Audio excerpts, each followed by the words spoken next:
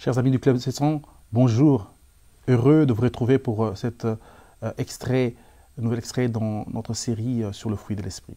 Dans cet extrait, je vais vous parler de la bienveillance, l'une de 9 vertus du fruit de l'esprit.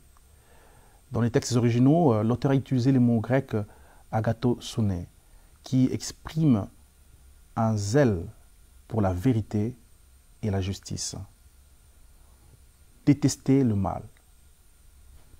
La bienveillance peut s'exprimer par des actes de bonté ou alors en réprénant le mal. Jésus entra dans le temple de Dieu et il chassa tous ceux qui vendaient et qui achetaient dans le temple. Il renversa les tables des changeurs et les sièges des vendeurs de pigeons. Et il leur dit, il est écrit, ma maison sera appelée une maison de prière. Mais vous, vous en faites une caverne des voleurs. Matthieu chapitre 21, versets 12 et 13.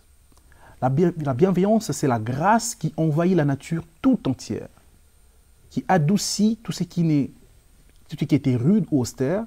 Ce n'est pas une bonté active, mais plutôt un état. C'est être gentil, parler avec douceur, être bon, avoir des dispositions favorables envers autrui.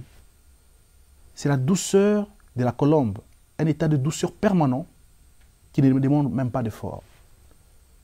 La personne qui a cette qualité du fruit de l'esprit est pleine de douceur. Elle a la faculté de pardonner les fautes. Il est intéressant de noter que dans les traductions plus récentes, le mot bienveillance est aussi traduit par générosité. C'est une sorte de générosité qui sort du cœur, qui donne, qui n'en met pas plein de vue et qui est disponible. On ne peut peut-être pas tous donner, mais l'on peut tout avoir un regard bienveillant. Voici quelques exemples qui illustrent ce comportement bienveillant.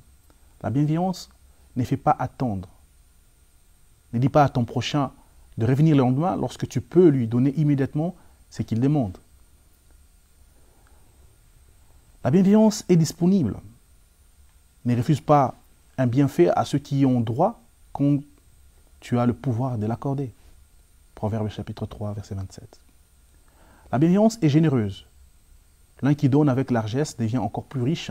L'autre qui épargne à l'excès ne fait que s'appauvrir, nous dit Proverbe chapitre 11, verset 24. Merci pour votre attention. Que le Seigneur vous bénisse et à très bientôt.